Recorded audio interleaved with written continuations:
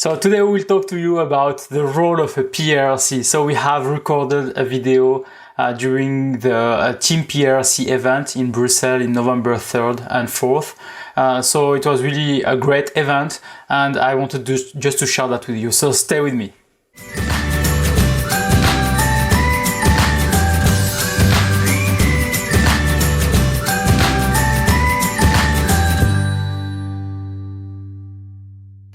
Okay, so we have I have participated to the Team-PRRC event. So thank you to the Team-PRRC Association for its invitation.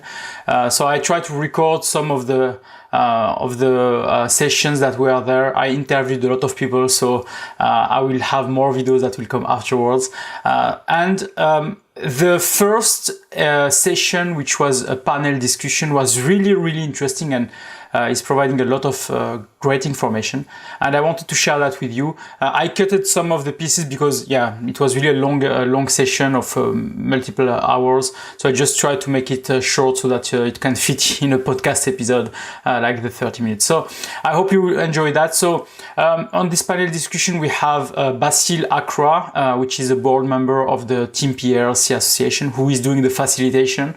We have Mario Gabriel Cosuelo, who is from the EU Commission. We have also Orla Dali from the EU Commission, Françoise Schlemmer from Team Notified Body, Team NB, and we had Christopher Kipps from the BV Med in Germany. So it was really a great session because people could ask also their question, and you had some people at the end that were asking their question.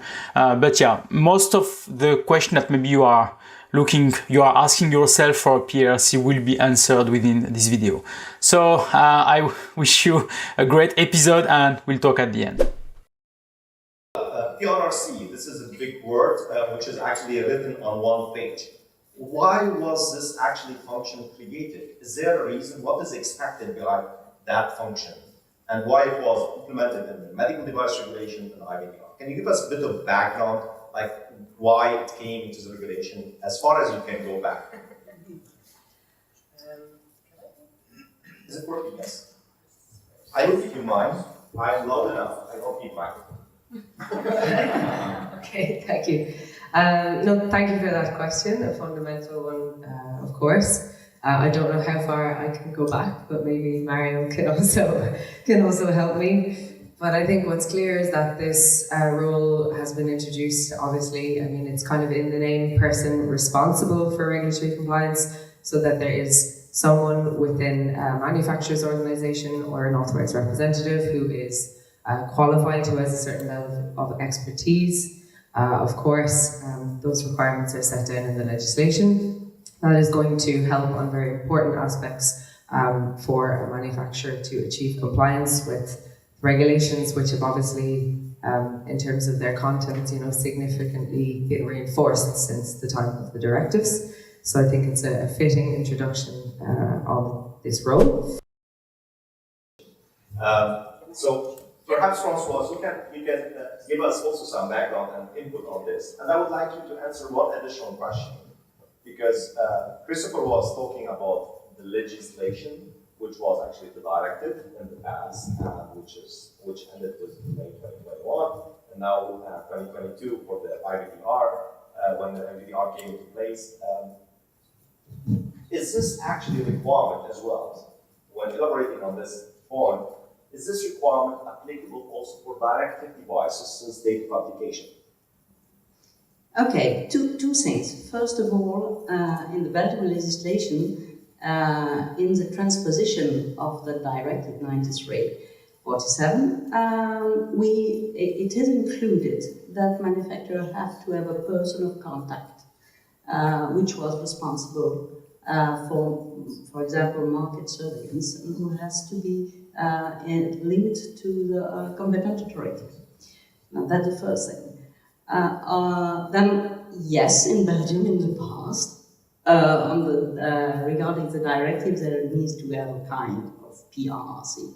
But it's not the case in all the country, and for the time being, except these small peculiarities, no, we do not issue notified body do not issue non-conformities when there are no PRRC following the directive.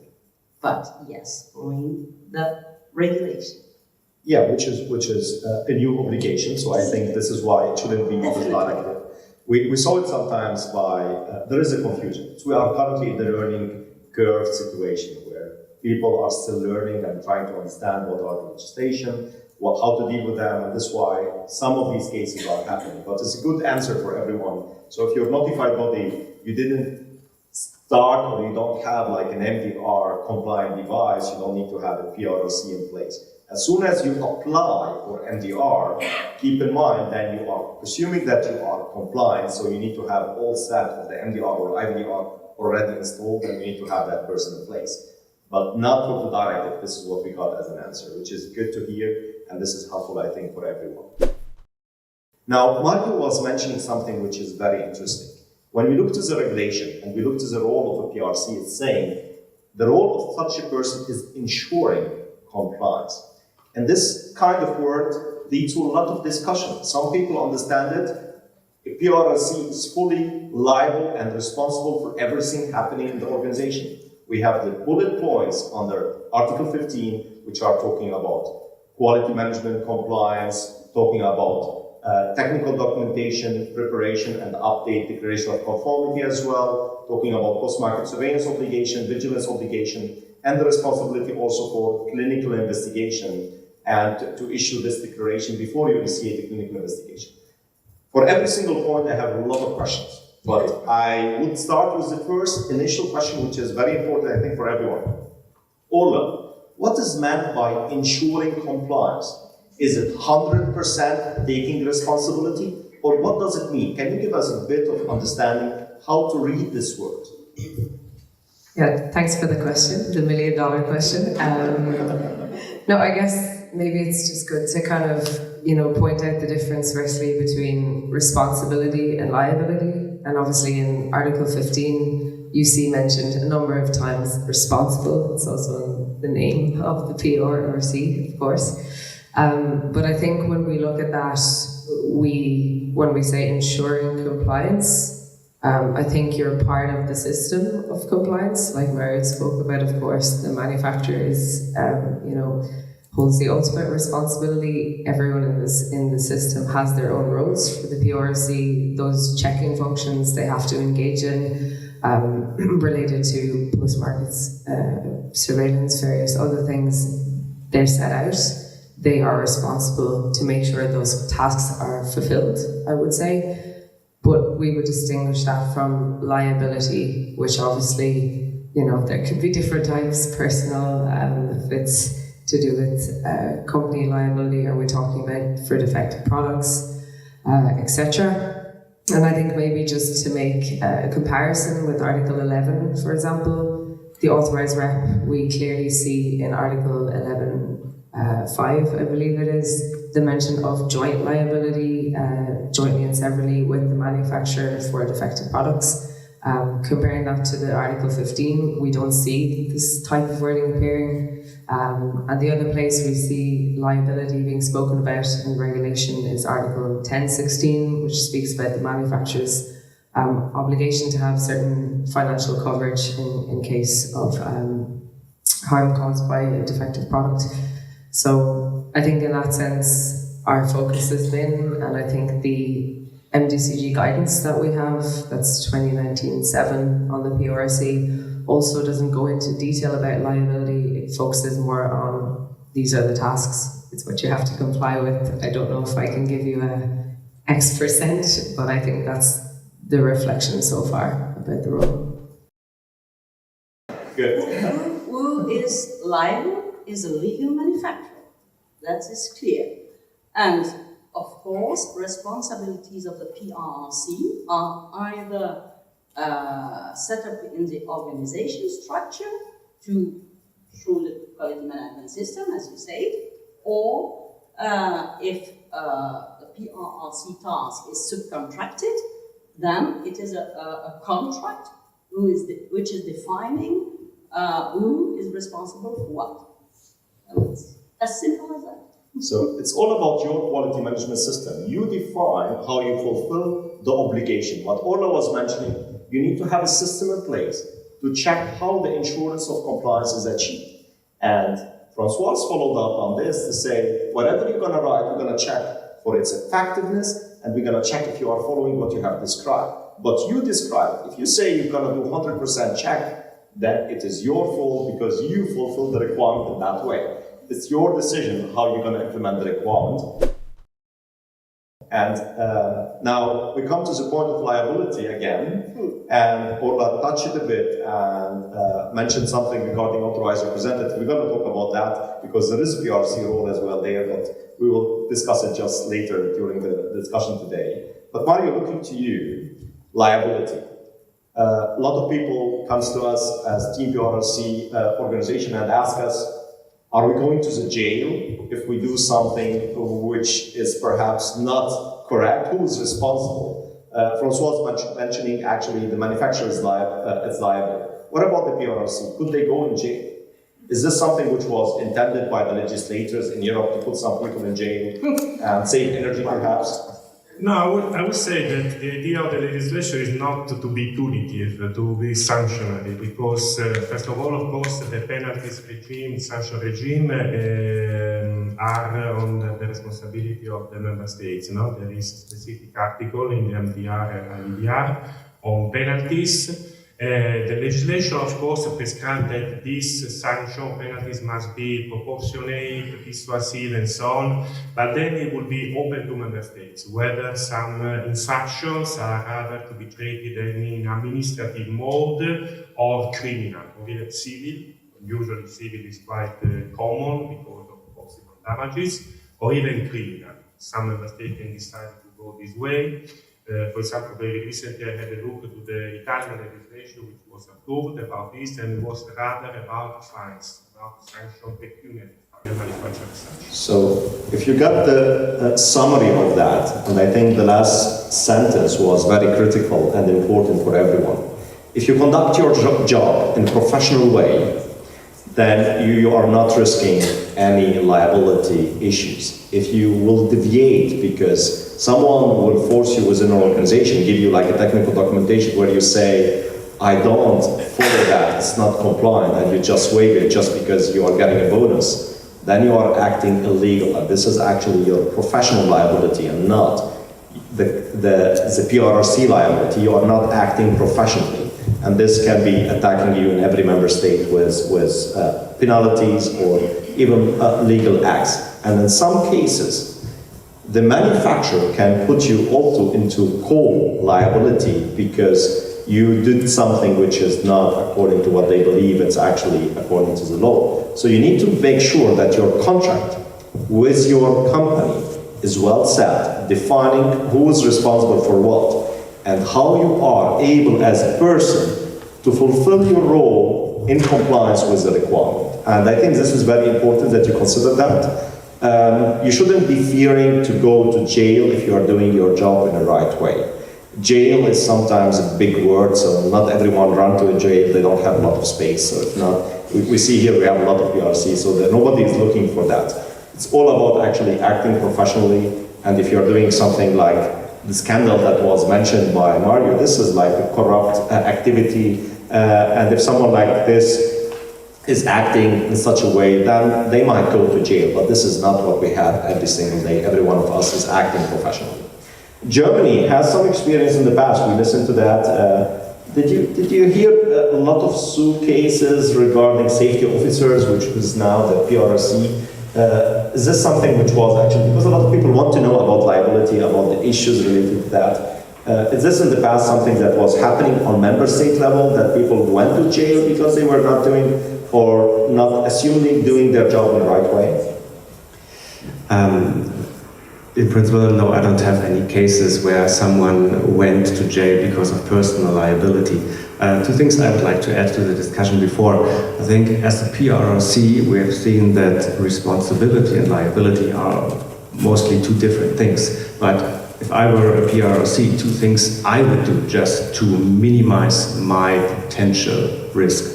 The first thing is to make sure with your company that the liability insurance of the company is covering Article 15, and maybe additionally see if in insurance you can set up an own personal liability insurance just in case, because like we said, national laws define penalties and fines.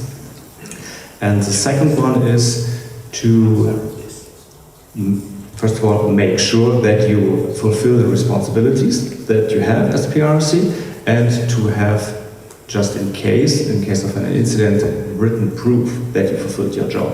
So let's say there is an incident that you did report to upper management, and not by just calling, but to have written proof just in case, to minimize your own personal risk.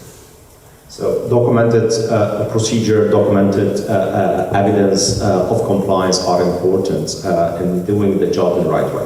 Hey, just a second. Do you need a EU, Swiss or UK representative? Then choose Easy Medical Device. We can represent you and also become your importer. Contact us at eo@easymedicaldevice.com.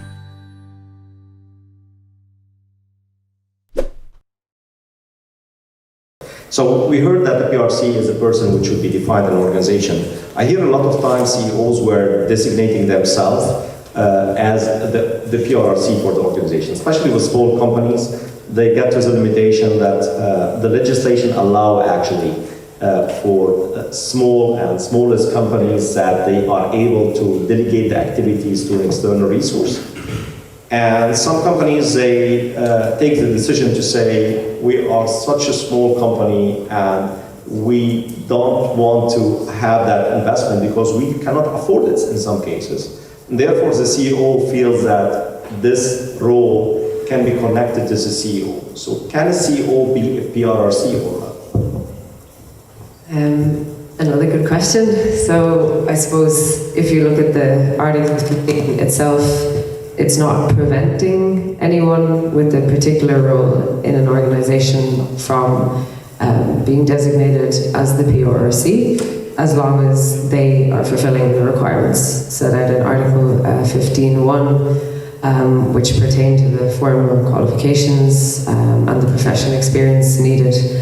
I think maybe you touched upon the SME, and maybe it depends on the situation, depends on the company. In a larger corporate structure, where you have to have your PRRC, internally employed within the organisation, maybe it's not preferable that it would be the CEO, but rather somebody maybe working more directly with the regulatory affairs team, but that still has a direct reporting line to management. So if any major compliance issues are spotted, they are easily communicated.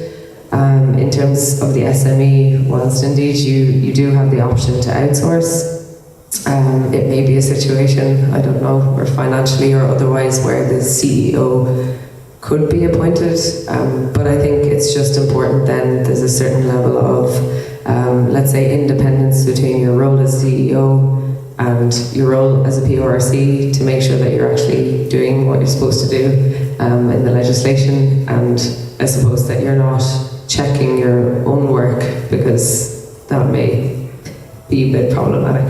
Yeah, I mean, it's at the end, it's like you're going to be in a situation as a CEO looking to yourself and asking yourself in front of the mirror to say, I have a business case, I need to sell those 2 million products, and then the PRC in your mirror will tell you, you shouldn't do that because you're not in compliance.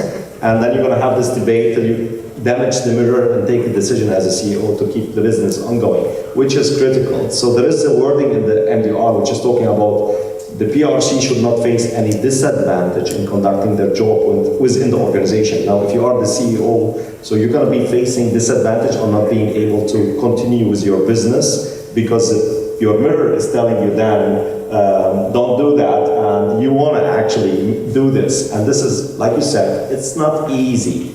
It could be a situation interim-wise, and it depends always on the devices, on the classes, on the number of devices, and how you can set it. But it's not advisable. This is what I hear from you. Françoise, would you accept that from notified body, let's say, because you're going to be doing the job, at the end you're going to be auditing whatever actually the legislation is telling you, is not giving you like that limitation. Would you actually accept a CEO to be a PRRC as notified body? Yes, we will, in case, of course, all the requirements are fulfilled. But, and of course, as you said, there could be some difficulties. But what we more likely see is that the difficulties for a CEO to perform all the tasks of a PRRC as well. And that more often the problems that other things. Yeah, I mean, you need to be also a bit creative as a CEO, because I saw like a CEOs writing a letter to themselves and saying, I dedicate you as a CEO, and then asking themselves, I saw that, those letters, I'm not making jokes, and writing themselves, please confirm that actually that you take this role. Then the same person signed this a letter and sent it back to himself and said, yes, I take the job. And this is like, you need to be a bit creative, so if you do that, try to have someone else in the organization at least reviewing your qualification and confirming that you are fulfilling the process expectation as such, just to make sure that you are not getting into challenges like Francois was mentioning.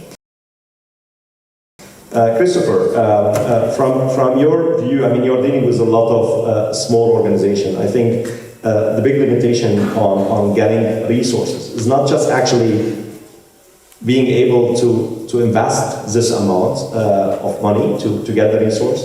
Resources are getting more expensive nowadays. I actually like getting an MDR or IVDR expert is becoming like really like putting gas in your car. Really expensive is really a rare personality that you need to find. And to find a qualified person means that you got the step ahead and you are like really able to find really qualified person, but they are expensive. Small companies are not able to afford it. Even external, sometimes they are not able to afford it. What is your experience with that?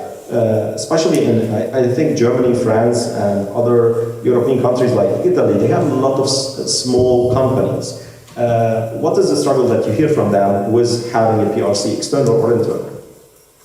Exactly, even especially the small companies are struggling with this, or I wouldn't even say struggling, because the companies I talk to, they have the cases that the CEO is designated as the PRRC, and that's step one, and then they're looking forward to find staff that can take this role. But as you mentioned, it's hard to find experienced staff, but if you find someone who doesn't have the experience, of course, we do, and I think the TÜV, for example, does also offer trainings, and that's very important, also for the CEO.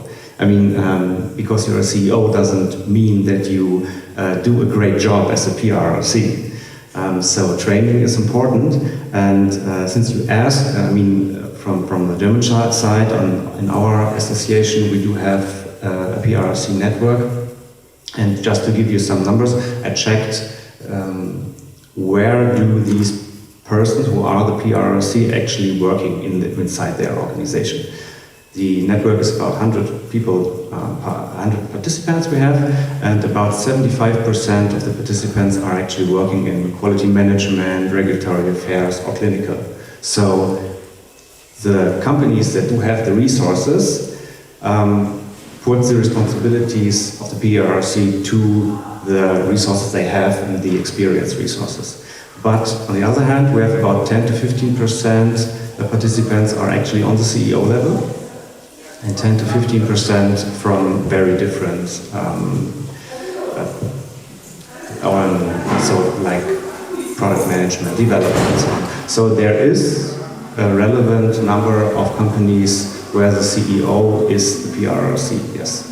Okay, so it's not a no, it's a no, but be careful. So try to make that in a way which is enabling you to achieve compliance, and try to avoid like getting on a borderline, because you could put yourself in really big question marks. We heard about qualification. So Christopher mentioned you need to get the training.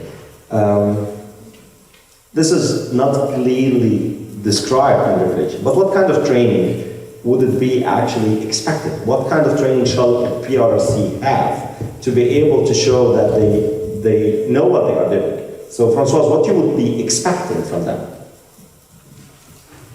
Okay, let's say that be back from the quality management system, the requirements to be fulfilled are written. Then we have to have a training that is showing how to deal with the things you have, the task you have to do. So you need to have an MDR training or IVDR training if you are acting in this field. You need to know the legislations and the processes which you are using to make sure that you are meeting the compliance. And there are a lot of organizations offering such a training. And recently notified bodies are also allowed to give training again to educate a manufacturer to help them understanding the obligations, which is also a positive sign, I think, because at the end it's always important to know what are the expectations. I think this is like important that people active in this field get that training. Mario, one of the qualification requirements and the obligation is actually to have qualified persons, and there are listed like person with medical background, law, and so on. And there is like a small sentence which is also between the lines, which is saying that this actually qualification needs to be recognized by the European member state. Now, we have a lot of companies which are international companies, and today if we ask in this room how many of the people are here with a European degree, we might find people that they had their degree somewhere else in the world. Today, I mean, even the UK is not anymore the European Union, so a degree in the UK would be accepted, or it would not be accepted. What about Switzerland? A degree in Switzerland is also not the European Union. So it's in Europe, but not European Union. All of these things are leading to questions. And then during audit, I saw in some cases notified bodies asking, what is the evidence that is recognized? What would be your recommendation, and what would be actually the evidence that would be expected there?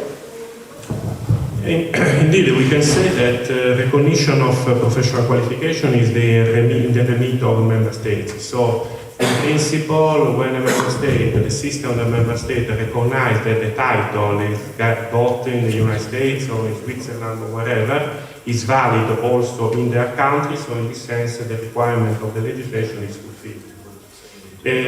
So the Commission, the legislation as such, the Commission as such cannot give any specific indication or any obligation on the member state. Thank you, Mario. I think we discussed a lot of important topics now, and I know that some of you might have questions. And I see already someone very excited to raise a question who couldn't wait. So we need to give him a chance to raise this question. Ronald, please go ahead. Yes, it's about the qualification. I think the rule says that if you have a relevant university qualification, and it doesn't matter where it's called, you get it. I mean, someone working for a Japanese company with a Japanese university degree, that's fine.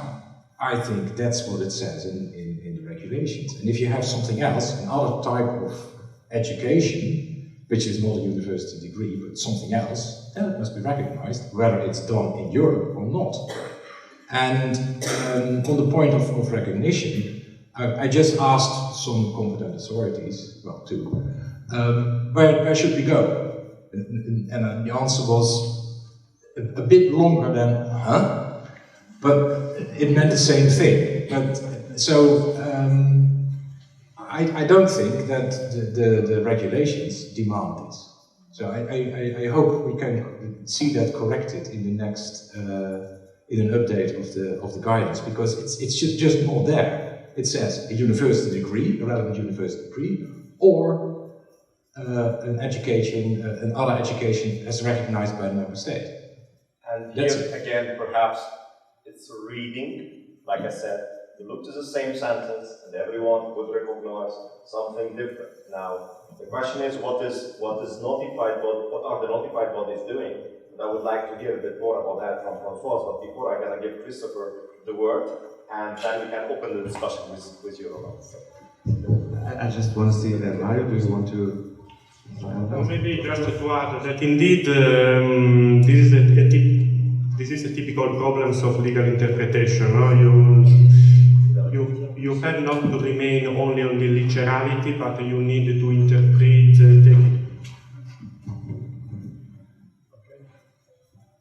PC? Okay. So you need to interpret, taking into account also the background and the relationship with the other part of the legislation. And in this case, as we have also the different language versions of the same legal text, it can be useful also to have a look to other versions, for example, the English one, the French one, the German one, and so on. So the idea of this course is rather a cycle of courses, so not just a couple of weeks course, crash course on this. This is not really the idea. It should be a cycle of courses, so something similar, not necessarily university level, but something similar to university, which would be enough to demonstrate that you have this qualification to carry out the work. I would say that there will be also the need to go on a case by case, in case, especially when problems arise, to investigate if really Mr. or Mrs. X is fully qualified, her degrees is okay or not, or a fake one, but it will be entering into details. I think that indeed a university degree would be ideal because it will solve the problem by root. Other courses are also acceptable, but take into account that there should be something systematic, something a cycle of course, as more clearly indicating the French version of the same article, if you want. So just to check the correct interpretation to be applied in concrete cases. Thank you, Mario. So Christopher, you have also a burning comment. Yes, absolutely. Now, just to give a practical example, the recognition is a national matter. And for example, in Germany, if you're working for a German company and you have a foreign degree of whatever, you can go to the website of the Federal Ministry of Education and Research, and there's a database and you can check, okay, is my university recognized in general? Is my degree recognized in general? And if not, you can send in your degree or whatever you have, and it will be checked if it's recognized. So you get certainty on that on the national level. Yeah. So in some member states you have a system in place. So if your authorities are not able to help you in your case, give them an example of Germany, which is already having a system which helps manufacturers understand actually whether they are fulfilling the obligation. Françoise, and I see another question, but I would like to take from you. I mean, you have been doing audits now. We have some certificate on MPR and IVDR. I will not name the numbers because I don't want to open discussion, which could be critical. But you have some experience already. So, and based on that experience, what are the typical non-conformities that you raise against this Article 15 of the regulation? Well, perhaps two things. First, to come back to the education, just to say that, notified body like proof, evidence, and then besides the title, the name of the diploma, we have a program behind it. And then sometimes we ask for the program, and then we know what is behind the title, because sometimes it is not obvious of what is behind that, the number of years, and as well the course which were inside. Then definitely we are doing that. And then when we speak about PRRC in general, and let's say the main non-conformities that we see, of course, is lack of competencies of the PRRC, lack of description in the SOPs, and also lack of evidence on how the things are done, meaning the tasks are achieved in a right way. And so that's the evidence that we are definitely lacking. So everything. Hilde, you have a question? Yes, sorry, it was actually coming back on the clarification for the recognition, because I think one of the items in our company that created confusion on that is this is for PRRCs working actually in Europe, either from one country to another or coming from outside and working in Europe. That's how I understood it. Because what do you do if you have a PRRC for an American US-based legal manufacturer that's also based, of course, and embedded in that organization as a US person having a US degree? Then it's not applicable in my opinion, because how do you do that? How would you do that? So to me, that's only applicable if you work as a PRRC within Europe, in one of the countries where you can actually request a recognition for your diploma. So, Hilde, when you stated that, I saw hands going up, you know, it's like, I would like to let others also add comments, and then we can open it for discussion here. So, if you go back to the persons that are raising their hands. Thank you. I think that it's quite clear that the recognition system is through the European system, which is EMIC now website, where you can find all the national member states' systems which are nationally accepted, and it is also valid for non-EU, and that's why it's made for. It's to recognize the degrees which are not European, and therefore you have a system which is nationally based, but the full system can be found in the ERIC, NARIC. Yes, and I think, you know, please, if you can give the microphone to the next person, just to add one point. I think the legislature thought about this since the beginning, because they opened two cases. They gave you actually the opportunity of having the educational qualification and the experience qualification. So they didn't say you have to fulfill everything wherever you are. They said if you are non-European indirectly and you can't fulfill the European obligation. So they gave an advantage for the European citizens to say you have a qualification in Europe and you have that education, then you don't need that long experience to be a PRRC.